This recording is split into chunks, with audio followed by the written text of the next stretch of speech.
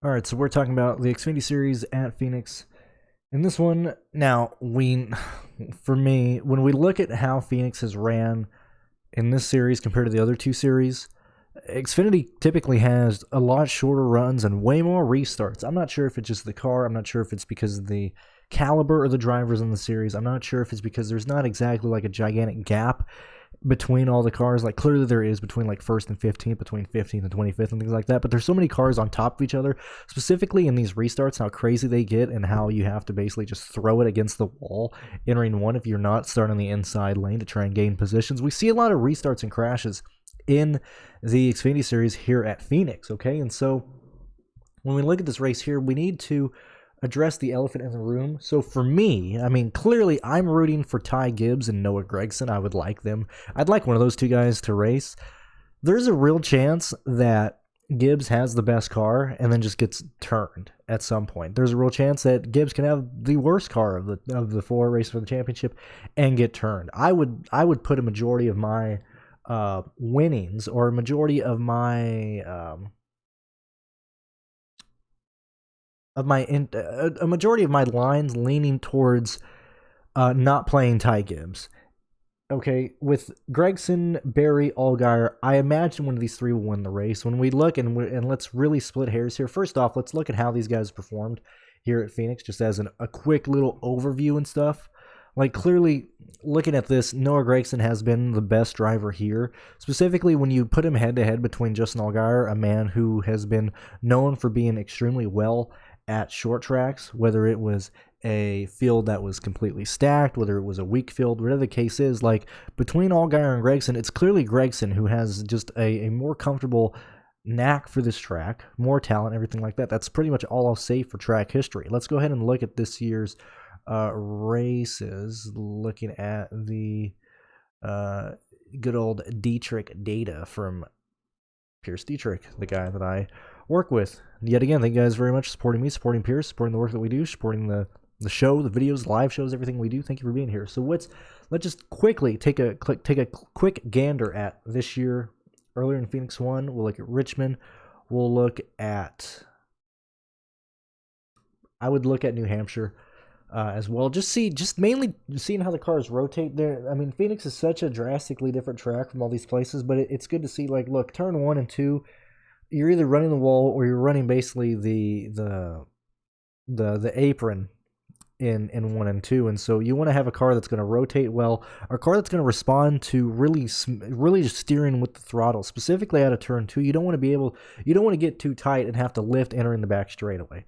Okay, and so when I look at how drivers performed at New Hampshire, if I can find that again, at New Hampshire, at Richmond, at those are mainly the only two tracks I really want to look at. We could look at Martinsville to an extent, but look, between like looking at the tracks that actually matter and stuff, it's Richmond for me, it's New Hampshire for me. We can even look earlier at Phoenix 1 at just what these cars are bringing, and I don't imagine that we're going to see a gigantic change between Phoenix 1 and this Phoenix, to be honest with you. Anyway, when we look at New Hampshire, and we look at turns 1 and 2 at Phoenix, I'm not saying they're 1-to-1, but the same general concept applies there. If you can get the car to rotate well and steer either rotating just enough to not get loose with the right rear or steering with the left rear entering the long straightaway so you have a great drive off, I mean, that's something you can't fake. That's something that teams either have or don't have this season. And so when we look at New Hampshire specifically, who ran well at New Hampshire? So let's just go ahead and take a gander real fast. And that car was just an Allgaier, okay? But for the main thing here, it was really, Junior Motorsports as a whole. Yes, Ty Gibbs was 4th best, but we have Junior Motorsports here, and even Sam Mayer was 16th. I mean, clearly Berry and Mayer missed on this, but it was Allgaier and Gragson. Now let's go ahead and look back at Phoenix. It was great. I mean, we're gonna see all these guys in the top 10 practically. Like we really are splitting hairs here, okay? But who has been more consistent? Who was showing up more? I can't really make a one lean direction one way or the other, okay? These guys are very even. It really is splitting hair. I was looking through the lap-by-lap data of these races earlier on Tuesday, and for me, seeing cars get through traffic was a big deal for me, and so it might not necessarily be reflected in in this data here, but we can look specifically at, oh man, Gregson ain't pulling for these. We got to fix that. When we look at how these drivers are performing and getting through the field and everything, we're seeing that Allgaier, yes, he typically starts farther back, and he's able to get through the bums. But when he gets up to like Gregson, Ty Gibbs, Josh Berry, we're not seeing him be able to push through those guys. Whereas when we look at Ty Gibbs and Gregson, it seems that Gregson has the best car when it comes to racing against like the actual upper echelon of the Xfinity series. Okay, and yes, we do have practice on Saturday. Actually, we'll have it on Friday because we have truck practice tonight. We have Xfinity practice tomorrow on Friday. We'll have a lot of time to digest that. I'll be live on Saturday, and we'll probably end up going through the lap-by-lap data of the practice session if you guys would want to, when we're really splitting hairs here and stuff like that. In terms of building lineups, we're going to lose a lot of fast laps in this race, in my opinion. It's a 200-lap race. We're probably going to have around 130, maybe 140 laps of green flag activity that'll lead to 140 fast lap points, or 140 laps that fast lap points can be given out. I would not be shocked to see less than that. When we specifically look at how these races are going, like this was 2021, look at all these yellows here. Okay, we got a good majority of yellows here. Nearly 30% of the race is ran under yellow. When we look at 2020, same thing here. We're seeing that, just over a fifth of the race was ran under yellow. We're seeing green flag laps not really, or the average green flag run not being a huge thing. And specifically the end of the races, they're getting really, really stupid. We're deciding this on green, white, checkered, which is yet again, look, if Hemrick doesn't just send Cindric, like he just doesn't lift entering 3. We never hear about Daniel Hemrick again. He's just gone. He's out of the cosmos. We don't have to. Cindric's a champion. The guy who never won a race in anything is just forgotten. But no, like it was a bullshit, Hemrick championship. And I was there for it. I'm not saying like I didn't enjoy, celebrating with Hemrick as the crowd was like losing their mind. But in the grand scheme of things, Hemrick did not deserve that. So I am very much concerned about this race running anywhere from 22 to really like 33% under yellow in terms of fantasy points. That does end up hurting us a bit with the fast laps and stuff. So let's kind of go ahead and just get an idea of how these races have gone. So let's look at we'll even look at the spring race too in terms of where the distribution of points was.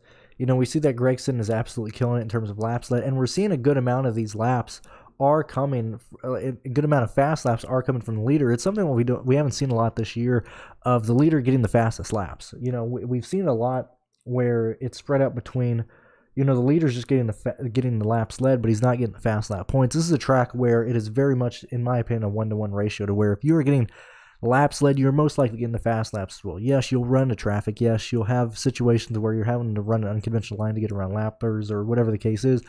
But generally speaking, we are seeing that fast laps and laps led are being correlated by whoever's leading those laps, and we are getting people who we're still getting fast laps spread out and stuff, but it's not as much as usual. Like in previous races, even in Xfinity, but in previous races in general this year, we've seen the fast laps being distributed by at least like 20-something people. Here, it's not as drastic and stuff. Okay, so this is the spring race. We can see what the optimal ended up looking like, and it's actually in a rare situation of somebody not even hitting a 5, not hitting value being optimal with Alex LeMay. So that is very interesting. When we look at last year's race when they got stupid, and we look at how the distribution of points came through, very interesting. I need to update this because I need to include the decimals here. But Hemrick, fast laps led. Cindric, fast laps led. Nemechek, and this is when Nemechek was in the Sam Hunt machine. Don't exactly remember. But we are seeing like 2 front runners getting laps led. That's also another reason why I mentioned Ty Gibbs, and so I don't play a lot of lineups when it comes to championship races because I think there's a lot of variables that come into play when it's not like a regular race. Like you have a lot of guys giving space to the championship contenders and things like that. Another thing is like whatever you think of Ty Gibbs, like I think he's kind of awesome. There's a good chance he gets dumped here. I think that's kind of crappy, but I don't really want to deal with the fact that somebody that everybody feels like they're just going to turn Ty Gibbs in this race and nobody's going to do anything. Like, it's literally like a plane heading towards the building. Like, well, it's going to crash. There's no saving that. Like, I don't know. I don't really want to deal with that. Let's go ahead and look at the fall race in 2020. If it'll load. And we look at how the distribution of points are going. This is very interesting. We're having quite a lot of people in the 30s and 40s. I'm more so looking at the value range here, not necessarily the lap leaders, because we're going to see, like, look, the guy who starts first and third, the guy who starts first and fourth, even in the spring, the guy who starts first, second. I mean, we're seeing, if you start up front, you're most likely getting those laps led and stuff, and those fast laps. You're going to be a good contender for that. The reason I'm bringing that up is when we get to here, Gragson, Ty Gibbs, Allgaier, Berry, I would imagine 2 of those 3 guys are going to start inside the top 2. I would lean towards, and it would not scare me away to play the first 2 starting positions here in this race, specifically if it's these 2. If it's 2 of these 4 drivers, because they're the only people who are going to lead laps here. Like, as I said, AJ's not going to get up there and mess things up. Same thing with Hill, same thing with Jones. Just how it is. They're not going to mess with these stupid championship racers, and so you really, in my opinion, you really can remove like a lot of these people who would normally be like top 5 contenders or top 7 contenders, but we can't afford to play them in this situation. So when we are building lines for this race, if I can get everything pulled over here,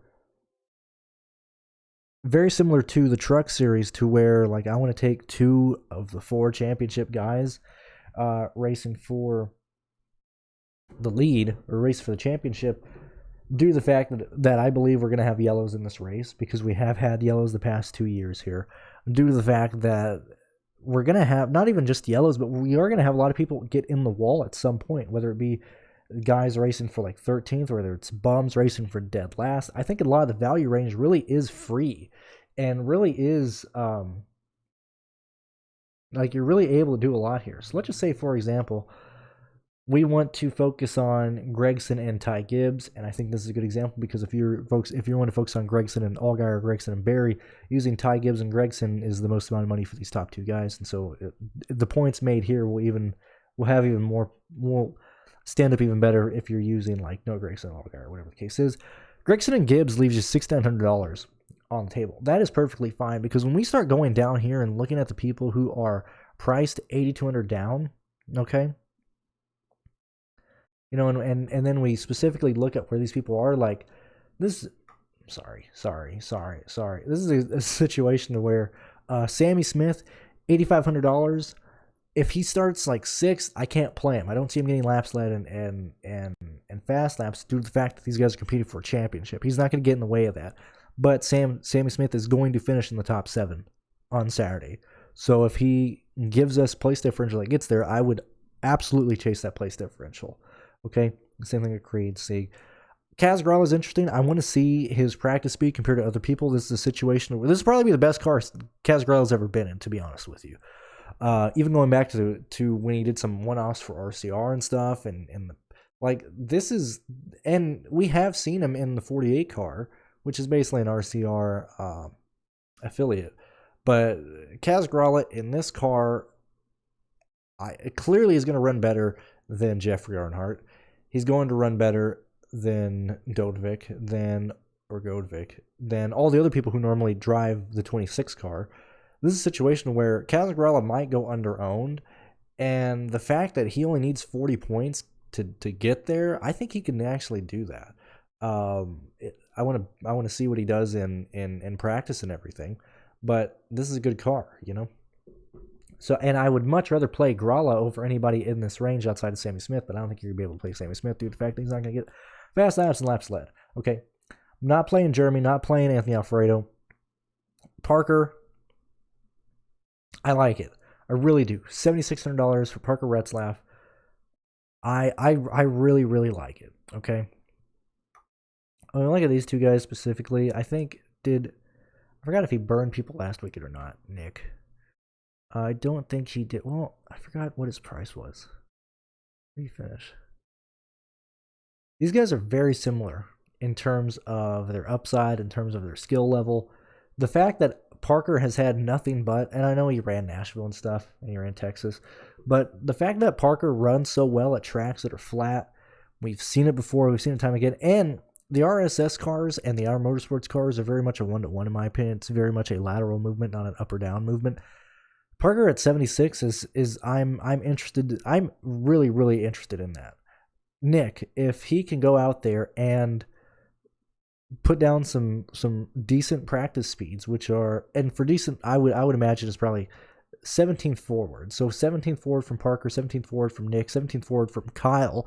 I would look to these three guys. I love the way that this pricing is for Parker, Nick, and Kyle Weatherman. I think there's a good chance that you can easily get to one of these guys, but two of these guys in most lines are going to be just fine. I would much rather go to that versus Snyder, versus Burton, versus Parsons in the Alpha Beta Prime Racing, over Kyle Sieg, over Alex LeBay, over Joey Gaze. Like, it really is like 69, the 6K range outside of Raja is no man's land. I have no intention, no want, no desire to play anybody here. That's why I like Sanchez, Brown, and Parker. Okay. Raja Caruth getting practice time. I believe he's running the ARCA race as well. I could be wrong. Don't fact check me on that. I'll look at that, and I'll look at that after this. At the moment, I can't remember. He is going to get practice. He's going to get a lot of practice time. And for this race specifically, he'll have the most practice time out of anybody in this field because he's running the Truck Series race. He's going to have a full practice with that. Now the full race and practice the day before Saturday. So Roger at $6,000. I like it. It's easy to get to, and I think he's a much better play than anybody in the 6K range here. Timmy Hill can't really get there. Expensive. I don't see MBM putting a lot of money into this. They really lost their ass at Homestead. The amount of money that they put into that race did not. It was very much a negative EV type of run for MBM at Homestead. Like, they just lost their absolute ass at Homestead. So I don't foresee Timmy Hill doing anything. I'm not playing Chris Wright. The man is going to get in the wall. The man is going to race. He's going to do something stupid. I have no idea how Chris Wright even still has a job. I don't know. Can we all agree to, like, never give this man a vehicle ever again? Like, we need to take his license away. I'm not talking his NASCAR credentials. I'm talking about his actual license. This man is a menace. Oh, but Brandon, he's a championship on the road course. The man drives like a blind grandmother having a stroke. I don't want to deal with Chris Wright. Josh Williams, if he offers enough place differential to pay off the price tag, then maybe. No on JJ. Poole and Bailey. Like, when we look back at how Brennan Poole did in this car at Homestead, this team at Homestead, this is a real deal McGill, man. It really, really is. I would label him the priority over Curry and Mason, but all these guys are in play. I think Poole will probably end up being the chalk here, but we'll see how everybody goes. Not playing Graff, not playing Mills, not playing BJ. I don't think you need to. I don't think you need to get down to Dillon. So when we're building our lines, looking at Noah Gregson and Ty Gibbs, you go to Brennan Poole, and it leaves you $74 on the table. Very easy to get up to these guys up here that I was talking about, the range that I love. I really like this type of slate.